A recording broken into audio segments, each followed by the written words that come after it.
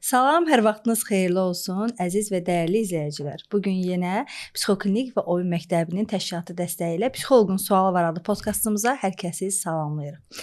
Bu gün həqiqətən görüşümüz maraqlı olacaq. Buna sizə 100% əmin edirəm. Nəyə görə? Çünki bu gün iki klinik psixoloq qarşı-qarşıya oturub.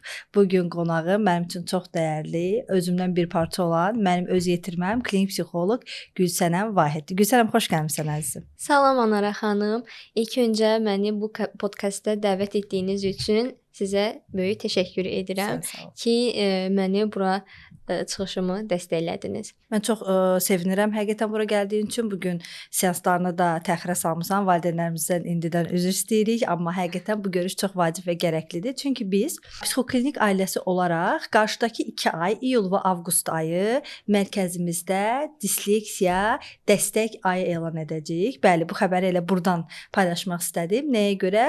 Çünki məktəbə uşaqlarımızın daha rahat, daha hazırlıqlı getməsi üçün biz düşündük ki, bu dəstəyi ailələrə verməliyik. Və bu günlərdə iki klinik psixoloq düşünürəm ki, valideynlər üçün çox dəyərli, çox önəmli bir mövzu olan disleksiya, yəni öyrənmə pozuntusu haqqında danışacağıq. Amma ilk öncə təbii ki, qonağımı mən belə qısa şəkildə təqdim etsəm də istəyirəm ki, Gülsənəm xanım qısa şəkildə öz təhsili haqqında məlumat versin və keçək valideynlərdən aldığımız 50-yə yaxın sual. Təbii ki, seçəcəyik hamısını. Valideynlər, yəni podkastdan öncə biz valideynlərə sorğu göndərmişik və onlar inanın 300-ə yaxın belə deyək, bizə sual ünvanladılar. Biz onlardan 50-sini topladıq və bu gün vaxtımız çatdıqca bu suallara cavab verməyə çalışacağıq. Bu Gülsənəm, özün haqqında qısa məlumat ver, ailələr səni tanısın. Mən klinik psixoloq Gülsənəm Vahid. Bakalaviatura təhsilimi Bakı Dövlət Universiteti Psixologiya ixtisası sabah qruplarından məzun olmuşam və magistratura təhsilimi isə Azərbaycan Tibb Universiteti Klinik Tibbi Psixologiya ixtisası üzrə başa vurmuşam və artıq 3 ilə yaxındır ki, sizinlə birlikdə Psixoklinik 28 may filialında çalışıram. Bəli, və Gülsənəm bizim 28 may filialımızın baş psixoloqudur. Bunu da qeyd etmək istədim. Belə, valideynlər səni tanıdılar. Bu çox önəmlidir, təhsil çox önəmlidir və valideynlərin birinci növbədə əlbəttə ki, terapistə güvənməsinin əsaslandıran məsələ onun təhsilidir. Buna görə də biz çalışırıq ki, əməkdaşlarımızın təhsilini dönə-dönə vurğulayaq ki, valideynlər belə deyək, öz uşaqlarına belə deyək, narahatlıqlarına çarə axtardığı bir vəziyyətdə əslində yanlış insanlara gedib daha da yanlış qapılara çıxmasınlar. Və bugünkü mövzumuz öyrənmə çətinliyidir. Öyrənmə çətinliyi əslində bəli, elmi ədəbiyyatlarda belə gedir, ancaq ailələr bunu daha çox disleksiya kimi eşidib. Çünki belə deyək də sosial şəbəkələrdə, müxtəlif ədəbiyyatlarda adətən disleksiya üzərinə danışılır. Və buna görə birinci sualım belədir. İstəyirəm valideynlər üçün aydınlaşdırasan, nədir disleksiya və sadə dildə izah et ki, valideynlər bilsin ki, disleksiya nədir? Təşəkkür edirəm Anara xanım sualınıza görə. Disleksiya özü bir öyrənmə çətinliyidir və bu öyrənmə çətinliyi uşağın demək olar ki, həyatının bütün sahələrinə təsir göstərir. Təbii olaraq ki, uşağın bu vəziyyətindən istər ailə, istər müəllimlər, bütün sahələr təsirlənir. Disleksiya nədir? Dediyimiz kimi öyrənmə çətinliyidir və bu dövrdə uşaq yazılı dili işləmədəki disfunksiya ilə özünü göstərir. Disleksiyalı olan uşaqlarda heç bir zəka problemi olmur. Hətta araşdırmalar da göstərir və biz bunu təcrübədə də görürük ki, disleksiyası olan uşaqlar ya normal və yaxud da ki, normalın üstü bir zəka səviyyəsinə malik olurlar, amma oxuma, yazma, hesablamadakı sahələrdə çətinliklər çəkirlər və bu da uşağın birbaşa həyatına təsir göstərməkdədir. Təbii olaraq burada valideynlərin də bir müəyyən bu istiqamətdə başa düşmədikləri üçün çətinlikləri olur, uşağı danlayırlar və bu beləliklə uşağın özgüvəninə də təsir göstərir. Eyni formada bu problemi uşaq həmçinin məktəbdə də yaşayır. Öz həmyaşıdlarından hər zaman bir addım geridə qalır və bununla yanaşı artıq müəllimlər də burada təsir göstərir. Uşağın özünə inamı, özgüvəni sarsılır və beləliklə də uşaq üçün böyük bir problemə çevrilmiş olur. Bəli. Əslində disleksiya erkən dövrlərdə özünü göstərir. Daha doğrusu özünü göstərir deyəndə ki, disleksiyanın ortaya çıxacağını bizə göstərən kiçik siqnallar var. Bu hansı siqnallar? İstəyirəm bir hissəsini mən danışım, bir hissəsini də sən danış. Məsəl üçün disleksiyası olan uşaqlar, yəni ehtimalı olan uşaqlar adətən iməkləmirlər. Biz bilirik ki, disleksiyanın təməl əksiklərindən biri erkən dövrdə koordinasiya məsələlərindəki problemlərdir. Yəni oturma, iməkləmə və yerimə çox önəmli bir inkişaf göstəricisidir və bu göstərici düzgün pozulmayanda ehtimallardan biri uşağınızda məktəb dövründə erkən dövrəm disleksiya əlamətlərini müşahidə edə bilərsiniz. Daha sonra mən həmişə belə bir ifadə işlədirəm, bilmirəm sən də məndən razılaşarsan yoxsa yox. Günümüzdə disleksiyanın artmasının səbəbi daha çox uşaqların aktiv fəaliyyətdən passiv fəaliyyət olan həyat fəaliyyətini keçməsi ilə əlaqədardır. Məsələn, biz rahat şəkildə deyə bilərik ki, nə idi o oyunun adı? Belə 1-2 gedirdik, sonra 3 belə. Türklərdə seksek deyirik, bizdə tam olaraq klas deyirdik yadındadırsa. Məsələn, uşaqlar bunu oynaya bilmir. Məsələn, daş atsın, bir ayağı üstə getsin, sonra iki ayağını qoysun. Bunu eləyə bilmir. Məsələn, bu bir motor koordinasiya problemidir. Eyni zamanda da bu erkən dövrəm disleksiyasının əlamətləridir. Və uşaqlarda məsələn oturma, iməkləmə, yerimə dövründəki axsaqlıqlar, daha sonra uşaqların koordinasiya tələb edən oyunlarda çətinlik çəkməsi onsuz da göstərir ki, bu uşaqlarda irəli dövrdə disleksiya, diqqət əksiliyi və s. buna bənzər problemlər ortaya çıxa bilər. Başqa valideynlərə hansı əlamətləri erkən dövrdə deyə bilərsən ki, bunlar da disleksiya əlaməti sayıla bilər? İlkin əlamətlər daha çox valideynlərin nəzərinə çarpdığı uşaqların gec danışmasıdır. Gec danışırlar. Bu gec danışma da 3-4 yaşına qədər davam etməkdədir. Hətta danışmağa başladıqdan sonra belə uşaqlar öz nitqlərində cümlələri uzun formada ifadə edə bilmirlər, suallar verə bilmirlər, sualları başa düşə bilmirlər. Eyni zamanda öz fikirlərini ardıcıl formada ifadə edə bilmirlər. Məsələn, müəyyən bir sual veririk. Biz bunu əsasən praktikamda gördüklərimi sizə çatdırmaq istəyirəm.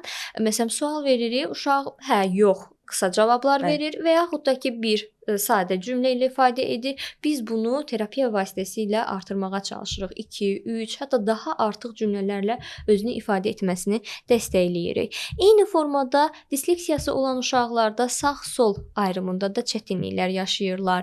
Yuxarı, aşağı, yön bildirən, məsələn, altında, üstündə, içində, arxasında, qarşısında kimi ifadələri müəyyənləşdirməkdə çətinlik çəkirlər. Bu kimi çətinliklər birbaşa bizə erkən dövrdə disleksiyanın olduğunu göstərir. Məsələn, bir pasiyentim üzərindən danışmaq istəyirəm. Bizdə mimikal üz ifadəsi var və biz ora göz, qaş, ağız, burun yerləşdiririk. Mən ilkin mərhələdə uşaqda necə disleksiyanın olduğunu müəyyənləşdirdiyimi qeyd edəcəm. Uşağa təqdim etdik ki, gəlin də üz düzəldək. O isə ağzı bir yerə, hətta aşağıdan ağız hissəyə gözləri, burun və göz hissələrə ağzı, daha sonra yuxarıya saçı yerləşdirmişdi. Artıq bu kimi qarışıqlıqlar, bir disfunksiyanın olduğunu bizə göstərir və bu da demək olar ki, bəli, erkən dövrdə biz disleksiyanın ilkin əlamətlərini müşahidə edə bilirik. Eynən razıyam. Bunu əlavə olaraq qeyd etmək istəyirəm valideynlər üçün ki, uşaqlar məsələn biz dedik ki, gec danışmada əlamətlərdən biridir. Bir çox hallarda bəzən uşaq vaxtında danışır. Tamam, bu valideynləri çox sevindirə bilər, çox sevindirici bir haldır. Ancaq artıq kəlmələrdən söz birləşməsi və cümlə qurma dövrünə keçən dövrdə artıq uşaq burada ifadələrin yerini səhv salır. Mənim də yadıma gələn кейslərdən biri, məsələn, ən sevdiyin yemək nə idi? Uşaq məsələn biz normalda kələm dolması deyə bilərik, pomidor dolması deyə bilərik. Uşaq deyirdi kələmin dolması çox sevirəm. Mamam kələmin dolmasını hazırlayıb. Söz birləşmələrində söz birləşmələrində ifadələrin yerini səhv salır. Və yaxud da cümlə quruluşunda valideyn görəcək ki, məsələn biz adət mən məktəbə gedəcəm deyir. Mən gedəcəm məktəbə və yaxud da gedəcəm məktəbə mən. Bu kimi kəlmələrin yerini səhv salır. Bu erkən dövrdə çox aydın bir simptomatik göstəricidir. Çünki biz bilirik ki, klassik diaqnoz məktəbə başlayandan, adaptasiya dönəmi keçəndən sonra qoyulan bir diaqnozdur. Çünki erkən dönəmdə məktəbə başlayan uşaqlar, xüsusən təlim görməyən uşaqlar, məktəbin ilk 6 ayı, 8 ayı həqiqətən də hətta 1 ili belə ola bilər ki, məktəbə adaptasiya çətinlik edər və o əslində akademik bacarıqlarını olduğu kimi göstərməyə bilər. Amma yəni bunun yanı sıra məktəbdən öncə uşaq bu kimi əksikliklərlə qarşılaşıbsa, buna görə də valideynlər düşünürəm ki, bu barədə bir mütəxəssisə müraciət eləməlidir. Bəs bu haqqda istəyirəm biraz da danışaq. Çox gözəl bir məsələyə vurğuladın, zəka məsələsi. Bütün disleksiyalı uşaqların zəka problemi olurmu və yaxud da bütün zəka problemi olan uşaqlarda disleksiya varmı? Biraz bunu aydınlaşdırmaq istəyirəm. Bəli, bu biraz qarışıq məsələdir. Əslində dediyimiz kimi tədqiqatlar bunu göstərir. Yenə də praktikada da bunu mütəxəssislər olaraq daha rahat görürük. Disleksiyası olan uşaqlarda zəkada hər hansı müəyyən bir problem görülmür. Zəka yetərsizliyi olan və yaxud da ki, zəkasında müəyyən problemləri olan uşaqlarda da hər bir uşaqda yenə disleksiyanın olduğunu deyə bilmərik. Bu bir ehtimaldır. Bunun üçün xüsusi dəyərləndirmələr vacibdir. Amma Gülsənəm, burada bir dənə istəyirəm araya girim. Bu çox önəmlidir. Demək, keçən günlərdə bir valideynimiz gəlib, zəka yetərsizliyi var və bunu istəyirəm müzakirə eləyək. Səhv eləmirəmsə o uşaqla bilmirəm sən işləmişdin yoxsa yox, daha da işləyəcəksən. Məsələn, uşağın zəka yetərsizliyi var və bu uzun müddətli terapi alır, amma heç bir effekti yoxdur. Mən bunu digər pozuntularda da görmüşəm. Məsələn, Asperger sindromlu uşağımız var idi. O da uzun müddət terapi alırdı. Bəzən zəka yetərsizliyi və digər intellektual inkişaf problemi olan uşaqlar uzun müddət terapi alır, amma başqa uşaqlara çox yaxşı təsir edən terapi o uşağa təsir eləmir. Bunun da səbəbi əslində paralel komorbid müşahidə etdiyimiz disleksiyadır. Yəni zəka yetərsizliyi uşaqlarda da əslində disleksiya görünə bilər. İstəyirəm bunu aydınlaşdırasan valideynlər üçün ki, bu halda necə bir istiqamət götürə bilərik biz? Yəni daha doğrusu indi belə birlikdə açaq da bu məsələni. Məsələn, biz disleksiya üzərində işləməsək, zəka yetərsizliyinə də dəstək ola bilməyəcəyik. Düzdürmü? Və disleksiya üzərində işləmədikcə normal uşağın intellektini qaldıracaq olan çalışmalarda bunları geri ala bilmirik, ala bilməyəcəyik. Çünki bəzən disleksiya onsuz da zəka yetərsizliyidir də, yəni niyə disleksiya deyirik? Çünki bunlar tamam fərqli narahatlıqlardır, fərqli anlayışlardır. Ümumiyyətlə belə bir sual ünvanlamaq istəyirəm. Elə buradan valideynlərin bizə yazdığı suallardan biri. Disleksiya tam sağalırmı, yoxsa ömürlük davam edir? Deməli, disleksiya əslində neyroinkişaf pozuntular qrupuna daxil olur. Xəstəliklərin beynəlxalq təsnifatında, eyni zamanda DSM-5 əsasında və neyroinkişaf pozuntuları neyronlar arası əlaqədəki bir pozulma ilə bağlı olduğuna görə bu problemlər, bu qrupa daxil olan pozuntular insanın, şəxsin bütün həyatı boyu davam edir. Ancaq bu demək deyil ki, əgər bu problem ömürlük davam edirsə, ömür boyu şəxsin həyatını təsirləndirirsə, biz müalicə almayaq, biz hər hansı bir müdaxilə göstərməyək. Bu yanlış bir fikir olacaqdır. Çünki biz terapilər vasitəsilə uşağı hazırdakı öz yaş səviyyəsinə gətiririk. Onun sosial mühitə daha yaxşı uyum sağlamasını təmin edirik və beləliklə də biz onu daha yaxşı bir vəziyyətə gətiririk bu terapilər vasitəsilə. Ona görə də ömürlük davam edir, amma müdaxilənin olması vacibdir və önəmlidir. Bu bir neçə gün öncə bir video paylaşmışdım. Disleksiyalı insanların sağ və solu qarışdırması ilə bağlı və inanın nə qədər insan dedi ki, mən məsələn solu ürəyimlə bilirəm, qələm yazan əlim sağdırsa ondan bilirəm. Sənin sözünə qüvvət valideynlərə bildirmək istəyirəm ki, bəli, disleksiya tam sağalmır. Bir ömür davam edir. Ancaq terapilər nəticəsində uşaq fərqinə varır. Əksikliyini necə korreksiya edə bilər? Əksikliyini başqa insanlara da bildirmədən necə davam elətdirə bilər? Bunu öyrənməyə çalışır. Yəni bunu kiçik bir misalla yenə də belə bu şəkildə deyə bilər. Yəni terapi sanki necə bir şeydir? Sağını və solunu bilməyən uşağa terapist öyrədir ki, məsələn, sənin sağın qələm tutan əlindir. Əgər səndən anidən sağ və sol hardadır soruşanda, sən qələm tutan əlini sağ olduğunu, digərisi sol olduğunu deyə bilərsən. Bu bəsit bir ifadə kimi görünə bilər, amma psixoterapiyanın belə deyək də bir simvolik olaraq hansı işə yaradığını göstərir. Bəs disleksiya uşaqlar ümumiyyətlə məktəbdə onlarla necə davranmalıyıq? İstərəm bu barədə danışaq. Çünki məktəblə bağlı durmadan suallar gəlir. Uşağım 1 ildir gedir, işte vəziyyəti budur və yaxud da mən qorxuram məktəbə gedəcək. Yəni məktəbdə məktəbdəki ortamdan, şəraitdən danışaq. Ona görə istəyirəm məktəbdə ümumiyyətlə bu uşaqlara başlanğıcda necə dəstək olmaq lazımdır. Aha. Belə ki, hal-hazırda indi təbii olaraq ki, müasirləşirik, müəyyən yerlərdən məlumatlar əldə edirik, amma belə bir fakt da vardır ki, müəllimlər bu disleksiyadan bir çox hallarda məlumatsızdırlar. Bəli. Təbii olaraq bu məlumatsızlıq nəticəsində uşağın nəyisə öyrənə bilmədiyini və bunun onun sadəcə tənbəlliyindən qaynaqlandığını, məsuliyyətsizliyindən qaynaqlandığını vurğulaya bilərlər. Amma bu belə deyildir. Yəni disleksiyası olan bir uşağın öz əlində deyildir ki, indi mən bunu çox gözəl oxuyacağam, Bəli. yazacağam və s. Bu birbaşa beyində disfunksiya ilə əlaqədar olaraq yaranır və bununla birlikdə artıq uşaqda bu problemlər müşahidə edilir. Müəllimlər bu istiqamətdən xüsusi maarifləndirilməlidir. Təbii olaraq ki, bu haqqda nə qədər maariflənmiş olsalar, bunun üzərindən daha yaxşı uşaqlara yanaşacaqdırlar. Eyni formada disleksiyası olan uşaqlara xüsusi bir yanaşma tətbiq olunmalıdır. Çünki zaten bu uşaq öz həmyaşıdlarından hər zaman bir geridə olacaqdır. Məktəbdəki ümumi proqramı mənimsəməkdə çətinlik çəkəcəkdir və ona uyğun olaraq xüsusi bir dəstəklə yanaşı, müəllim də burada uşağı dəstəkləməlidir. Və belə bir hadisəni öz məktəbli dövrlərimdən danışmaq istəyirəm. Bizim sinifdə bir uşaq var idi. Hardasa 2000-lərin əvvəllərində biz oxumuşuq. Bu dövrdə təbii olaraq ki, həmin dövrdə psixologiya sahəsi üzrə o qədər də məlumat yox idi. Ümumiyyətlə disleksiya anlayışı yox idi və sinif yoldaşımız 3-cü sinif idi, yoxsa 2-ci sinifdə hecalayaraq oxuyurdu və hər dəfəsində müəllimə onu vururdu, danlayırdı. Sən bilmirsən, sən oxuya bilmirsən və s. və s. və s.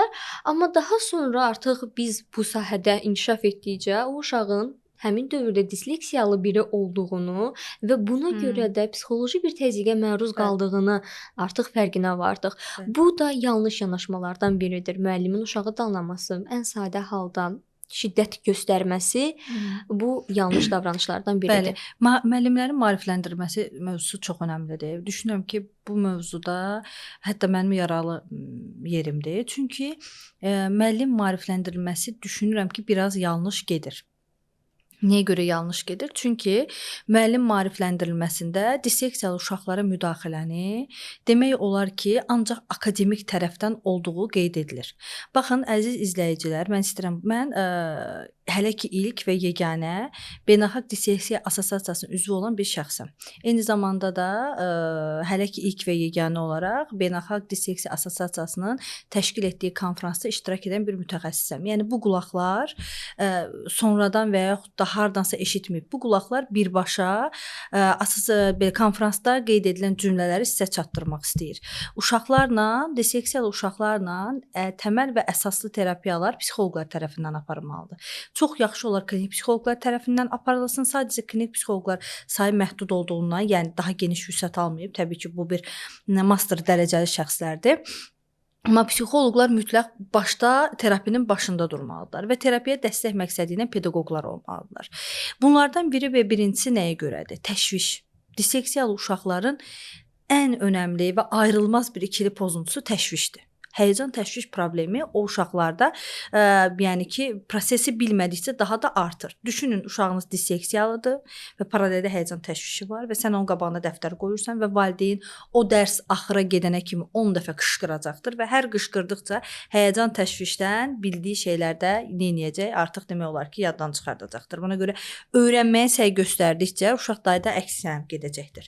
Məsələn, mənim yanıma çox gəlib, əminəm sizin də yanınıza çox gəlib.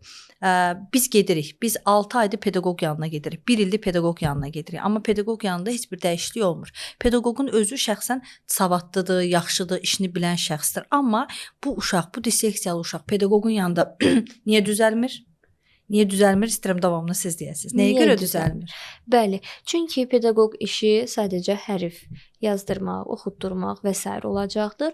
Amma biz burada oyun terapiyası ilə uşağı oyun bacarıqları ilə, oyun vasitəsilə onu korreksiya edirik. Zaten əgər bir uşağın disleksiyası varsa, bunu mən sizin təlimlərinizdən öyrənmişəm. Əgər bir uşağın disleksiyası varsa, onun onsuz da dəftərə, kitaba, qələmə ümumiyyətlə heç bir marağı olmayacaq və biz yenidən məcbur edək ki, gəl oxu, gəl yaz və s. Bu artıq yenə uşaq ondan kənarlaşacaq. Elə bil bu daha da vəziyyəti daha kəskin bir hala gətirəcək və ümumiyyətlə uşaq daha sonra oxumuram və uzaqlaşacaqdır. Bizim amma burada işimiz nədir? Uşağa oyun vasitəsilə həmin o hərflər olsun, rəqəmlər olsun, özünü ifadə etmə bacarıqları olsun, özgüvəni olsun. Bunları biz oyun vasitəsilə korreksiya edir və yüksək bir səviyyəyə çatdırırıq. Bu şey oxşuyur da, düz deyilmi Gülsənəm? Məsələn, dənizdən qorxan bir insan, tamam, gəlir sahilə, gəlir, bütün hazırlıqlı ailəsi ilə gəlir və bu insan dənizə girməkdən qorxur. Bu insanı itələyərək, əlindən tutub dənizə salmaq nə qədər insanidir, nə qədər ona sən dəstək etmiş oluruq. Yəni psixoterapiya nəyə kömək eləyir? Mərhələli şəkildə əvvəlcə yaxınlaşır, ayağını dənizə batırır, nə bilim, biraz daha sonra çəkilir və sonra öz qorxusunun üstünə gedir. İnanın ki, kitab, dəftər, qələm də bir qorxudur, bir təşviş obyektidir, başa düşürsüz? Yəni məktəbə getməyənə qədər disleksi müəyyən olunmayan uşaqlar məktəbə gedəndən sonra əksik bir insan olduğunun fərqinə varanda bu əksikliyi ortaya çıxardan obyektlərə, kitaba, dəftərə, məktəbə, müəllimə qarşı bir onda kin yaranır, aqressiya yaranır, həyəcan, təşviş yaranır. Artıq onlardan uzaqlaşmaq üçün uşaq çırpınır. Uşaqlarda da hansı mexanizm var? Yəni ki, özünü müdafiə mexanizmi olaraq təlimdən uzaqlaşmaq. Və təsəvvür edin ki, siz disleksiyanın korreksiyası üçün bir çox savadlı pedaqoqa gedirsiniz və bu pedaqoqun təşviş pozuntusu korreksiyasından xəbəri yoxdursa, hətta paraleldə danışacağı obsessiv kompulsiv pozuntu da yaranır. Bunların korreksiyasından xəbəri yoxdursa, tamam, ola bilər başını sığallayaraq mülayim bir şəkildə onu yenə də yazı yazdırmağa otuzdurursa, yəni bunun heç bir belə dedim müsbət tərəfi olmayacaqdır. Buna görə də əziz valideynlər, əziz analar, dəyərli pedaqoqlar, bizim sizlə iş birliyinə girməyimiz bizim üçün çox önəmlidir. Amma disleksiyanın başlanğıc korreksiya prosesi birbaşa psixoloqun işidir, klinik psixoloqun işidir. Daha sonra isə təbii ki, növbəti aşamalarda sizə yönləndirəcəyik. Məsələn, uşaq disleksiya səbəbi ilə dərslərindən geri qalır. Müəyyənləşdirdik. Məsələn, valideyn müəyyənləşdirdi ki, disleksiyadır, tamam, terapiya apardı, aparmadı və dərslərindən geri qalır.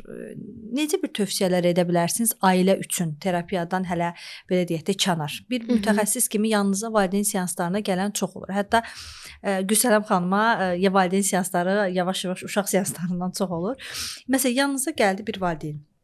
Uşağını terapiyaya gətirə bilmir, amma sizdən dəstək istəyir ki, mən necə edə bilərəm ki, uşağımın dərsə qarşı həvəsi artsın. Aha, buradakı ilkin mərhələ rutinlərin oluşturulmasıdır. Yəni uşaq üçün əgər bir dərsi öyrənmək çətindirsə, ilkin mərhələdə ona rahat gələn dərslər, daha rahat olan dərslər üzərindən başlanılmalıdır. Əgər bir uşaq, məsələn, Azərbaycan dilində çox çətinliklə müəyyən o tapşırıqları yerinə yetirirsə, amma riyaziyyatda misalları ola bilsin ki, yaxşı edir və yaxud da ki, yəni Azərbaycan dilinə nisbətən riyaziyyatı daha yaxşı edirsə, ilkin mərhələdə bundan başlayırıq. Müəyyən daha çox bir vaxt ayıraraq o fənni ona tətbiq etdiririk, öyrənir. Daha sonraki mərhələdə isə məsələn Azərbaycan dilini çox çətinliklə başa düşür, anlayır. Niyə sözünüzü kəsirəm? Çox önəmlidir. Keçən dəfə bir pasiyentiniz, кейsiniz var idi. İstəyirəm bunu paylaşasınız. Nə barədə? Valideynin yanlış avtomatik düşüncəsi və uşağın yanlış avtomatik düşüncəsi. Məsələn, uşaq disleksidir, amma valideyn onun tamam başqa səbəblərdən dərs oxumadığını deyir. İstəyirəm bu məsələni də aydınlaşdırasınız. Yadınızdadır bir valideyn riyaziyyat oxumur, işte bəli. Yenə də burada valideyn əsas onu düşünür ki, o uşaq istəmir, oxumur. Yəni əgər istəsə o oxuyacaq, o biləcək və s. Yəni yenə də dediyiniz kimi valideynin yanlış bir avtomatik düşüncəsi var, amma bir tərəfdən uşaq nəzərə alınmalıdır. Uşaq niyə bunu qəbul eləmir? Niyə bunu oxumaq istəmir? Niyə bunu öyrənmək istəmir? Və burada təbii olaraq valideyn o avtomatik düşüncəsini biz korreksiya etdik. Ona çürüdərək, avtomatik düşüncəsini çürüdərək daha düzgün bir düşüncə formalaşdırdıq və artıq valideyn başladı uşağa daha çox səbir göstərərək və bu problemin uşaqdan asılı olmadığını, yəni sən oxumursan deyil də, artıq o problemi qəbul edir və bu problemi qəbul etdikdən sonra artıq o çözüm, həll yolu açılır bizdə və artıq valideyn uşağa daha səbirlə yanaşır. Sən istəsən bacara bilərsən, deyil də, sən artıq bacara bilərsən. Gəl birlikdə oxuyaq, gəl birlikdə yazaq. Tipli bir yanaşma ilə biz bunu dəstəkləmiş olduq və hal-hazırda o pasientimiz daha yaxşı bir vəziyyətdədir. Biz bilirik ki, adətən disleksiya uşaqlarda diqqət əksikliyi pozuntusu da olur və diqqət əksikliyi pozuntusunda valideyn fikirləşir ki, niyə istədiyi şeyə diqqətini verə bilir, amma dərs oxuyanda diqqətini verə bilmir. İndi mən qısa məlumat verəcəm, daha sonra Gülsən xanım da fikirlər əlavə edəcək. Diqqətini vermə məsələsi bir daxili otokontroldur. Yəni uşaq özünü tənzimləyə bilir. Əlbəttə ki, bizim hamımız sevdiyimiz bir fəaliyyət olanda, yəni ki, nə olursa olsun o fəaliyyətə diqqətimizi verir. Bu bizim daxili motivasiyamızdan artıq asılıdır. Əlbəttə ki, uşaqların da sevdiyi şey, işte sevdiyi oyuna, sevdiyi əyləncəli bir fəaliyyətə diqqətini verə bilir. Əslində bunu biz bir alət kimi də istifadə edə bilərik. Düzdürmü? Valideyn deyər ki, əgər bilirsiniz ki, bu oyunla hər hansı bir şeyə diqqətini verib oxuya bilirsə, niyə görə dərs prosesini məsələn oyuna çevirmirlər? Çox oyun deyirik, valideynlər keçən dəfə bir nəfər deyir ki, nə qədər oyun. Yəni başqa nə deyək ki, mənə çox maraqlıdır. Yəni uşaqları daha yaxşı etmək üçün, yəni oyundan başqa nə deyək? Qışqırınmı deyək, vurunmu deyək, döyünmü deyək, nə deyək? Yəni disleksiyalı uşağa valideynə psixotədris etdiyimiz zaman, yəni atasına dedim ki, bu uşaq disleksiyalıdır. Ata deyir, nə disleksiya? Ağzının üstə bir şapalağı yapışdıraram, gedib oxuyar, bizi belə oxutdurublar. Və bu sözü deyən insan, uşağına qarşı bu duyğuları yaşayan insan elə düşünür ki, özü həqiqətən sağlamdır. Bəzən yetişkinlər artıq böyüyüblər, oğul uşaq sahibi olublar, fikirləşirlər ki, yəni mən bu yaşa çatmışamsa psixoloji sağlamam. Elə deyil, yəni uşağının ağzının üstünə şillə vuraraq onu oxutdurmağa çalışan insan da tam olaraq psixoloji sağlamlıqdan danışa bilmərik. Paraleldə diqqət əksikliyi olur. Çox istəyirəm diqqət əksikliyinin də bir neçə əlamətlərini qeyd edəsiniz ki, valideynlər başa düşsün ki, tamam disleksiyası da var. Bir də yəni sevdiyi işə baxır, sevmədiyinə baxmır. Diqqət əksikliyi əlamətlərindən də qeyd edə bilərsiniz bir neçəsini. Bəli, əsas məsələ özünü fokuslamaqda, müəyyən bir materiala fokuslamaqda çətinlik çəkir. Diqqətə çox tez yayınır. Ən xırda səs belə, bir görüntü belə onun diqqətini çox tez yayındıra bilər. Bir də belə bir məsələ var, biraz kənara çıxacağam. Bəzən deyirlər ki, bu uşağın diqqəti çox yayınıqdır, amma nə danışsaq bizi eşidir. Necə bu başı verə bilər? Qulağı bizdədir. Yəni valideynlər bunu şey kimi eləyir də. Əslində uşağımın diqqəti çox yaxşıdır, çünki qulağı bizdədir. Burada nə danışsaq gəlir bizə deyir. Əslində bu nədir? Bəli, əlbəttə ki, diqqət əksilikliyinin göstəricisidir. Yəni bunu bir qədər normallaşdırırlar və s. amma bu da artıq diqqət əksiliyini. Çünki uşaq hər hansı bir fəaliyyətlə məşğul olanda diqqəti orada olmalıdır. Əgər kənar qıcıqları da qəbul edirsə, deməli diqqətin ümumiyyətlə fokuslanması düzgün deyil bu məsələlər. Eyni zamanda çox kiçik detallarda səhvlər buraxırlar. Kiçik detallara nəzər yetirmirlər. Müəyyən hadisələrdə, müəyyən hərəkətlərdə səhvlər buraxırlar və bu da təbii olaraq diqqətsizlik fonunda özünü göstərir. Disleksiyalı uşaqlarda da bu daha çox nəzərə çarpan əlamətlərdən biridir. Ki, məsələn, müəyyən o materialı oxuyur və yaxud da ki, hərflər əsasən disleksiyalı uşaqlarda diqqətsizliklə əlaqəli olaraq həmçinin hərflərin yerlərini dəyişdirirlər, hecaların yerlərini dəyişdirirlər. Təbii olaraq ki, ümumiyyətlə diqqətləri çox yayınıq olur, sual veririk, tam olaraq sanki bizi dinləmirlər, ümumiyyətlə heç biz ona maraqlı deyilik və yaxud da ki, bəzən olur, belə bir кейsimdə var ki, valideyn sual verir və ya da biz sual veririk, uşağın diqqəti tamamilə başqa yerlərdədir, amma bizə cavab verdiyi hallarda təbii ki olur, amma tam olaraq o uşaq, məsələn, 2 sual verirsə, onlardan sadəcə birinə düzgün cavab verəcək və birinə cavab verəcək. Diqqətsizliyinə görə artıq o biri sual kənardan çıxacaq. Ümumiyyətlə disleksiyanı ümumiləşdirsək, oxumadakı çətinliklərdir. İstəyirəm bunu bir dənə də özətləyək. Nədir oxumadakı çətinliklər? Hansı simptomu görən ana başa düşə bilər ki, aha, mənim uşağımda, yəni oxuma ilə bağlı sırf bunu soruşuram, mənim uşağımda disleksiya var. Aha, əsasən uşaq dərs oxumaq istəmir, ümumi dərsdən uzaqlaşır, oxumaq istəmirəm. O dediyimiz başı var, amma oxumur. Bəli, ən sadə dillə desək bu olacaqdır. Cümlələri oxuyarkən yerlərini dəyişirlər. Eyni formada nitqlərində də həmçinin bu proses Bəli, baş verir. Dediyiniz kimi bayaq mən evə gedəcəm mən evə tipli sözlərdə. Məsələn, bir pasiyentimdə var, hal-hazırda da onun üzərindən işlər aparılır. Məsələn, tapdım, amma ona batdım deyir. Və yaxud da ki, zəhmət olmasa maçaça və yaxud da yəni bunu o formada başa düşür və nitqində də həmçinin o formada ifadə etmiş olur. Daha sonrakı mərhələdə dediyimiz kimi sizin videoda çəkdiyiniz sağ-solu qarışdırırlar. Eyni formada yuxarı, aşağı, altında, üstündə kimi anlayışlarda fərqliliklər yaşayırlar. Motor planlama, koordinasiya və daha sonra diqqətdə daha çox çətinliklər müşahidə edilir. Fikirlərini düzgün şəkildə ifadə edə bilmirlər, uzun formalarda ifadə edə bilmirlər. Özgüvənsizlik daha çox nəzərə çarpmış olur. Bəli. Yəni oxuma ilə bağlı bir narahatlıq disleksiya adlanır. Bundan əlavə məsələn uşaqlar cümləyə başladığı anda bəzən cümlənin başlanğıcındakı hərfləri yaddan çıxardırlar sanki. Yəni bir təkan lazımdır ki, ümumiyyətlə uşaq bu cümləyə başlasın, bu kəlməyə başlasın. Məsələn, hərəkətlərindən nə olur? Uşaq cümləyə başlayır, tutaq ki, orada alma yazılıb, baxır ki, valideynim mənə bir təsdiq verəcəkmi? Mən alma deyim. Bəzən işte almanı alça oxuyur və reaksiyalara baxır. Bu həyəcan təşvişin paralelində özünü göstərən bir prosesdir. Ümumiyyətlə uşaq cümləni axıra kimi oxumaqda çətinlik çəkir. Oxuduğunu sizə danışmaqda çətinlik çəkir. Məğzini yəni sizə izah etməkdə çətinlik çəkir. Mənim ən ağır vakam, təsəvvür eləyin ki, 5 cümləlik bir hekayə var idi. Yəni indiyə kimi o hekayəni yəni avtomatik qurmuşdum da. Nəvə nənəsi ilə yaşayan bir nəvə var idi. Hər səhər dururdu, nə bilim gedirdi nənəsinə kömək edirdi. Yəni 5 cümlədən ibarət bir hekayə idi. Yəni bunu bilmirəm də 3 yaşlı bir uşağa izah eləsən, uşaq sənə eynisini qaytarar. Danışıb qutarandan oxuyurdu. Qutarandan sonra deyirdim ki, kimdən ilə bir yerdə yaşayırdı? Yəni uşaq nəvə deyə bilmirdi. Fikirləşir babası, yəni başa düşür, yəni bu dərəcədə ağırlıqda. Və bu uşaqlarda paraleldə ağır dərəcədə diqqət əksikliyi var idi, obsessiv kompulsiv pozuntu müşahidə edilirdi. Bunların hamısı korreksiya olunandan sonra indi həmin pasiyentim 4-cü sinifi bitirir, 5-ə keçir və əlaçıdır. Bunu nəyə görə qeyd edirəm? Bəzən valideyn fikirləşir ki, yəni bu vəziyyətdədirsə bu uşaq heç vaxt oxumayacaq. Hətta məni üzən bir məsələ var idi. Bir valideynimiz var idi. Yazıb mənə Instagrama ki, mənim uşağımda diqqət əksikliyi hiperaktivlik pozuntusu var. Biz apardıq həkimə, həkim dedi ki, bu diqqəti dağınıqdır, bu onsuz da oxumayacaq. Bundan əlinizi üzün. Yəni bir uşağa bundan əlinizi üzün demək nə deməkdir ki, batır dənizdə icazə verin batsın kimi bir şeydir. Buna görə də uşaqlara dəstək sualımı belə qoyum, verim Gülsərəm xanım.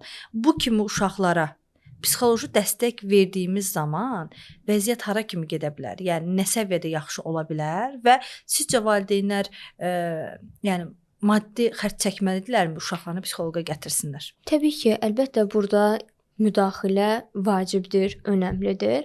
Erkən müdaxilə xüsusən də önəmlidir, amma bəzi hallarda təbii olaraq ailələr maddi cəhətdən buna imkan yarada bilmirlər, bunu çatdıra bilmirlər.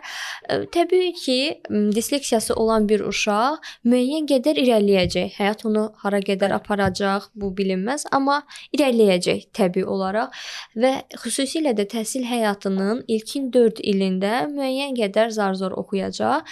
Əgər bu uşaq gəldi, çatdı 4-cü sinifə və bu uşağın akademik bacarıqları, öyrənmə səviyyəsi çatsa da 4-cü sinifə, bir 2-ci sinifdə qalmış olacaqdır.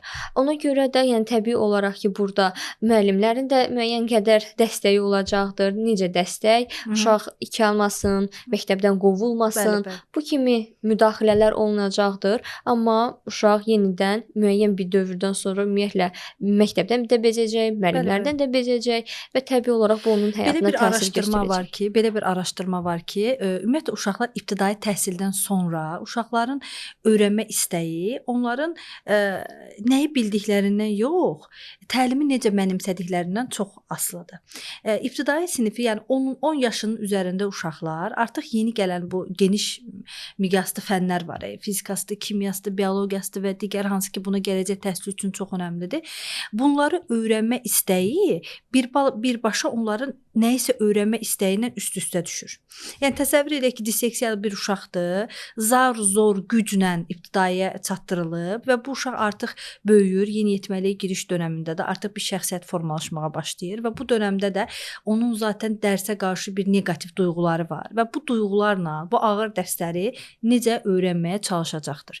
Uşaqları məsələn valideynlər, əziz az yaşlısı olan valideynlər, siz İbtidaidə oxuyan uşağınızı nəyinsə gücünə otuzdura bilərsiniz masada. Amma bir yeniyetməni nəyinsə gücünə masada otuzdura bilməzsiniz. Əgər siz bir yeniyetməni qolunuzun gücündə masada otuzdurursunuzsa, siz onda bu uşaqda əgər o yeniyetmə oturursa, bu çox ciddi problemdir. Oturmursa, yenə ciddi problemdir. Əslində oturmaması, yəni sizə etiraz etməsi tamam bir sağlam yeniyetmə davranışıdır. Əgər yeniyetmə bir şəxs qorxub masa arxasında oturursa anasından, əmin olun ki, o bir müddətdən sonra ünsiyyət problemi yaşayacaq. O bir müddətdən sonra yeni psixoloji problemləri baş qaldıracaq. Çünki yeniyetmə adətən özünü təsdiq üçün biraz isyan eləyən bir yaş dönəmidir və öyrədə bilməyəcəksiniz. Yəni bunu nə qədər desəniz də ki, gələcəyə yönümlü mən öyrədə bilməyəcək. Çünki yeniyetmələrdə də disleksiya, korreksiyası çox çətindir, elə deyilmi? Necə bir çətinliklərlə qarşılaşmısınız? Məsələn 11, 12, 13 yaşında gəlib və bilirik ki, bu disleksiyadır. Yəni hansı çətinliklərlə qarşılaşmısınız terapiyalarda? Əslində bu yaş dövrü bir qədər gecikmiş yaş dövrü olaraq qəbul edirik, amma bu yaş dövründə də uşaqları biz qəbul edirik ki, ən yaxşı səviyyəyə gətirib çıxaraq. Bu dövrdə də artıq təbii olaraq bir qədər oyunun gücündən də istifadə edirik, ancaq bunu korreksiya etmək bir qədər çətin olur. Uşaq oxumaq istəmir, o oyuna daxil olmaq istəmir. Daha əyləncəli bir vəziyyətə gətiririk ki, sırf o yeniyetmənin maraq sahəsindən daxil ola bilək. Ancaq dediyimiz kimi, sadə ilkin mərhələdə sadə tapşırıqlardan başlayaraq və yeniyetmənin hazırda sahib olduğu bacarıqlardan başlayaraq sahib olmadıqlarına, yaxın hədəflərdən başlayaraq uzaq hədəflərə doğru irəliləmək vacibdir. Yəni bu addımlar yeniyetməlik dövründə artıq daha erkən dövrdə böyük addımlarla irəliləmək mümkün olacaqsa, yeniyetməlik dövrdə kiçik addımlarla irəliləmək mümkün olacaqdır. Bu da bizə yəni yeniyetmə nə qədər terapini qəbul edər, nə qədər terapiyaya gələr kimi bir məhdudiyyət qoyur. Çünki uşağı yəni nə qədər biz belə desək ki, uşağı oyun və oyuncaqla ifadəm bəlkə də düz olmaz, aldatmaq nə mənada? Yəni təlimə oturması üçün adaptə eləmək bizim üçün biraz rahatdır. Çünki uşaq oyuncağı sevir, uşaq oyunu sevir və o məğzini bilmir ki, məni anam bura nəyə görə gətirir? Yəni akademik karyeramın, akademik fəaliyyətimin daha doğrusu yaxşılaşması üçün və biz ona oyunla bir yerdə akademikini düzəldirik. Amma yeniyetmə bilir ki, anası onu terapistə nəyə görə gətirib? Dərsləri yaxşı deyil, qiymətləri pisdir, müəllimlə konflikti var, işte başqa yaşları ilə problem var və bilir ki, onu düzəltmək üçün gətirib, amma bir çox hallarda terapini qəbul eləmir. Və bu bizim üçün həqiqətən uzun, biraz da çətin bir yoldur. Buna görə də erkən müdaxilə, erkən dəstək çox önəmli və çox vacibdir.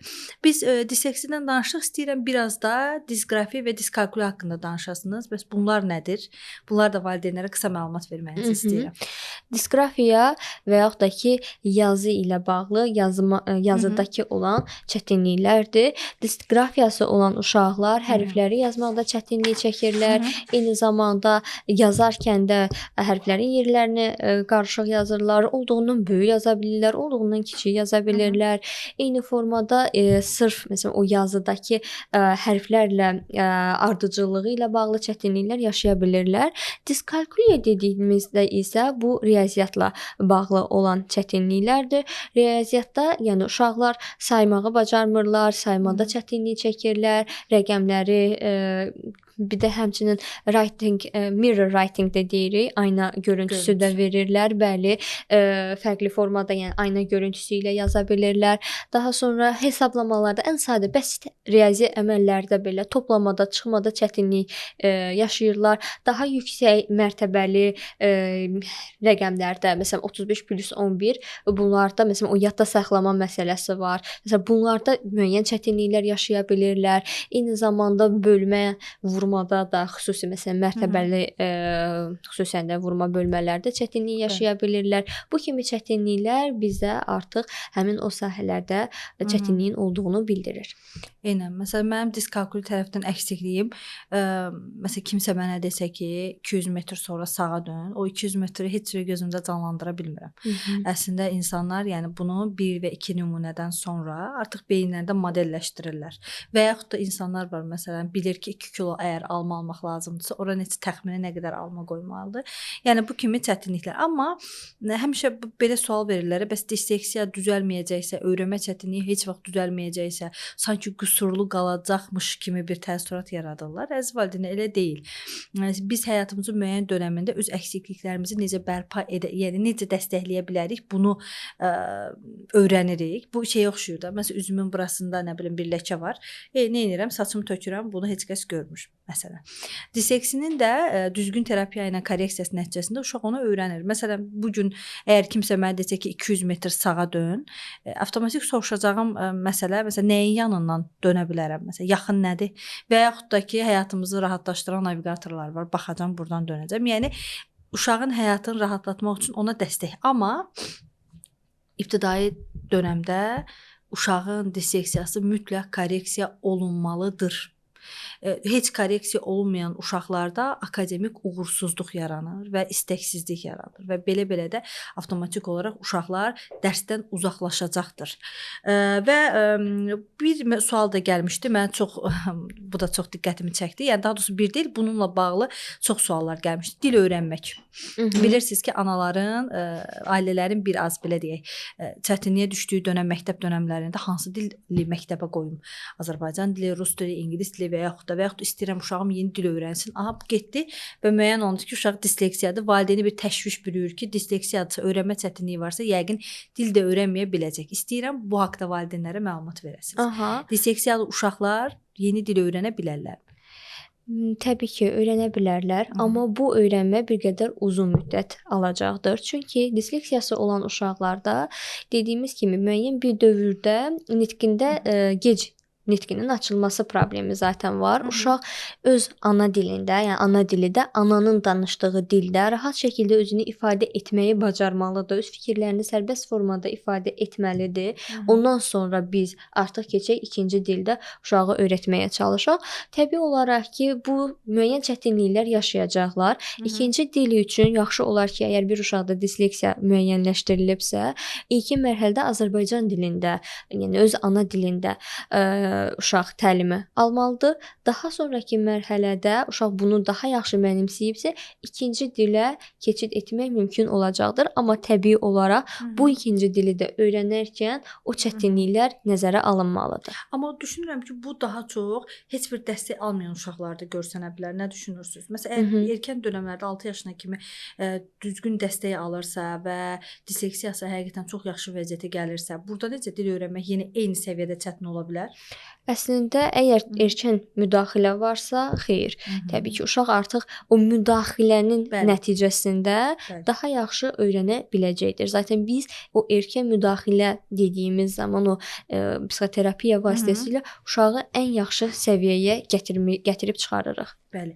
Bir disleksiya genetik keçirmi? Əlbəttə, keçir.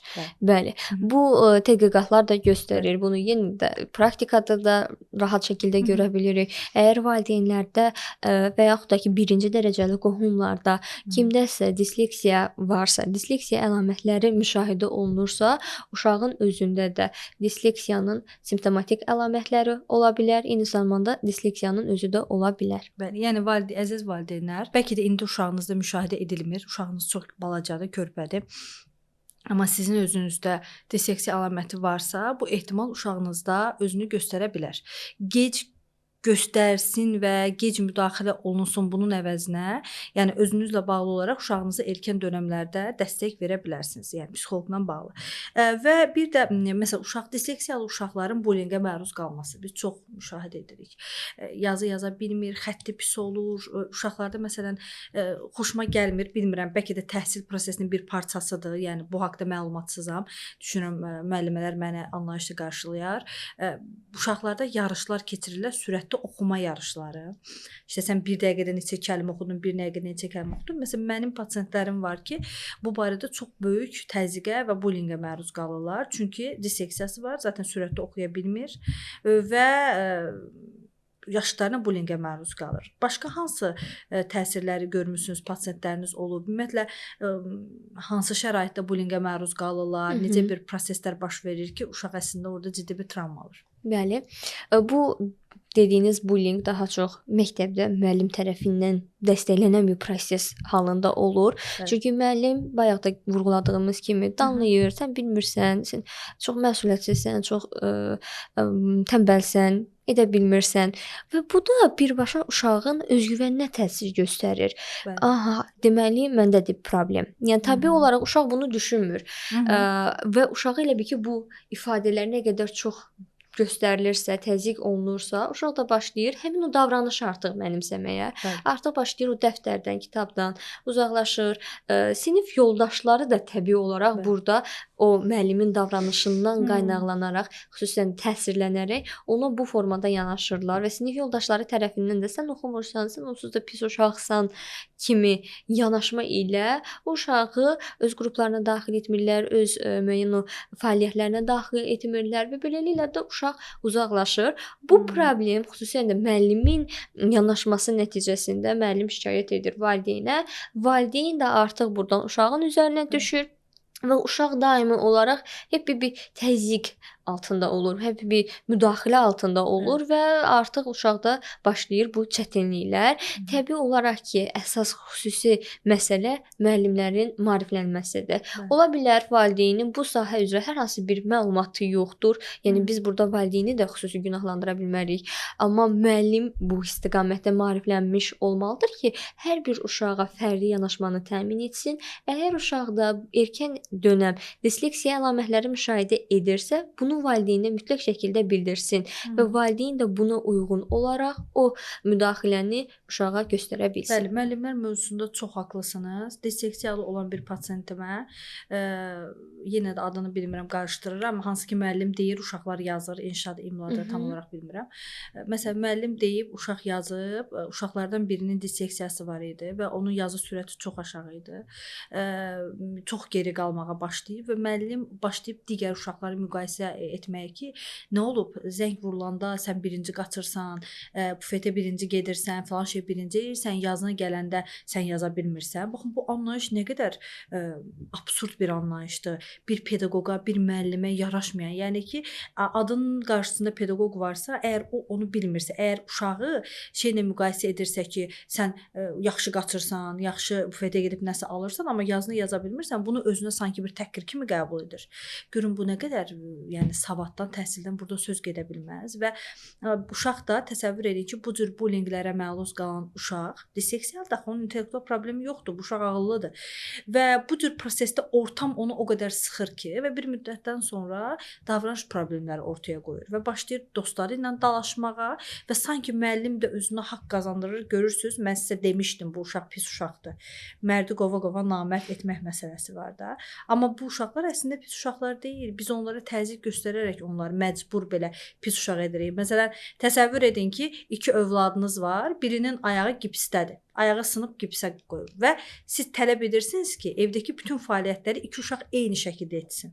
Bu düzgün bir yanaşma deyildir. Buna görə də müəllimlərin disleksiyanı bilməsi, öyrənməsi, müəllimlərin disleksiyanı tanıması, müəllimlərin psixoloqlardan dəstək alması bu çox önəmli bir faktordur. İnşallah irəli zamanlarda da belə deyək də bunun öhdəsindən gələrik. Siz disleksiyanı özünüz necə müəyyənləşdirirsiniz? İstəyirəm klinikdə olan proses haqqında da məlumat verərsiniz. Bizim 3D testimiz var. Bəli. Güzəlam xanım da onu uşaqlara tətbiq edir. İnşallah qarşıdakı 2 ay müddətinə biz onu ödənişsiz tətbiq edəcəyik ki, valideynlər bilsin. Zaten rəhbərliyi də Güzəlam xanım eləyəcək. Onunla da müraciət edə bilərsiniz.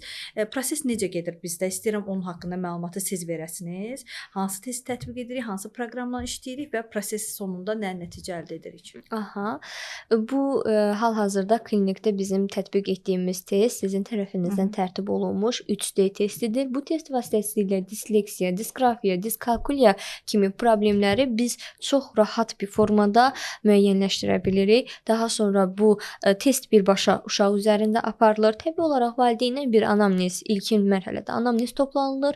Ümumi gedişata əsasən biz artıq bu testi tətbiq edirik. Bu test birbaşa uşaqla aparılır. Daha sonra testin nəticələrinə əsasən biz valideynə bildiririk ki, hal-hazırda sizin övladınızın disleksiyası hansı səviyyədə müəyyənləşdirilmişdir. Yüngüldürmü, ortadırmı, ağırdırmı, çox ağırdırmı?